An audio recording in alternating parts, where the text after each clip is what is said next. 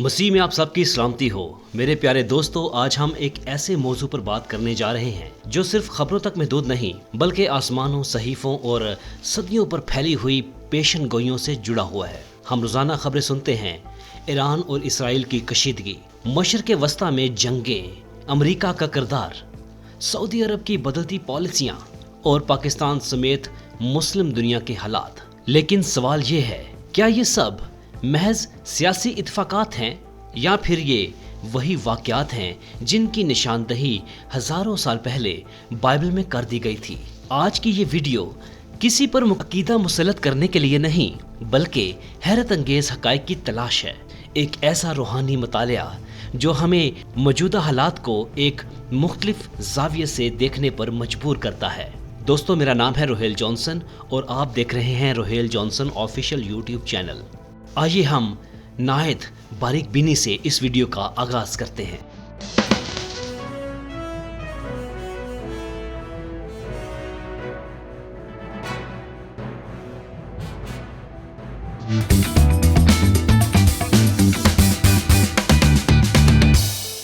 Bible के मुताबिक खुदा ने तारीख को बेमकसद नहीं छोड़ा बल्कि इब्तिदा से आखिर तक एक मंसूबा बयान किया। बाइबल में कई मुकामात पर आखिरी ज़माने की निशानियां बयान की गई हैं, जैसे कौम कौम के खिलाफ उठ खड़ी होगी, जंगों की खबरें होंगी, मशरिक़ वस्ता दुनिया की तवज्जो का मरकज़ होगा, इसराइल का किरदार मरकज़ी होगा, बड़े ममालिक फैसला कुन ताकत बनेंगे। दोस्तों, खुदावंद यीशु मसीह ने फरमाया है, जब तुम जंगों अफवाहों को सुनो तो घबरा ना जाना। ये सब होना जरूरी है लेकिन आखिर अभी नहीं। ये अल्फाज आज की दुनिया में हैरत अंगेज तौर पर जिंदा महसूस होते हैं। जैसे बाइबल में शायद कोई मुल्क इतना ज्यादा जिक्र नहीं हुआ जितना इसराइल का। हिजकिय्येल की किताब में वाज़े पेशन गोई मौजूद है कि एक वक्त आएगा जब ये कौम दोबारा कायम होगी, हालांकि ये सदियों तक बिखरी रहेगी। हैरत अंगेज बात यह है कि इसराइल 70 ईस्वी में ख़त्म हुआ। तकरीबन 1900 साल बाद 1948 में दोबारा वजूद में आया। बाइबल के मुताबिक मैं अपनी कौम को चारों तरफ से जमा करूंगा और इन्हें उनकी ज़मीन पर वापस लाऊंगा। आज इसराइल मशरिक़ वस्ता का सबसे ताकतवर फौजी मुल्क है, आलमी सियासत का मरकज़ है और तकरीबन हर बड़ी जंग का महवर है।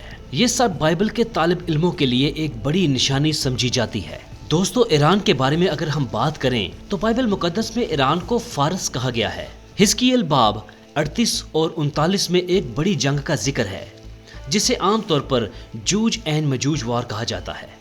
इस पेशन गोई में जो ममालिक जिक्र होते हैं इनमें फारस, ईरान नुमाया है। ये जंग इसराइल के खिलाफ होगी, कई कौमें शामिल होंगी और दुनिया को हैरान कर देगी। आज हम क्या देखते हैं, ईरान खुलकर इसराइल का मुखालिफ है।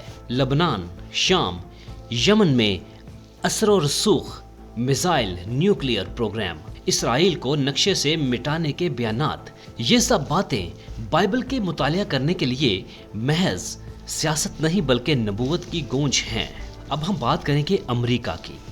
बाइबल में अमेरिका का नाम बरह रास्त नहीं आता, लेकिन बाइस उलमा का मानना है कि ताकतवर उकाब, ये दूर दराज की ताकत अमेरिका की तरफ इशारा हो सकती है।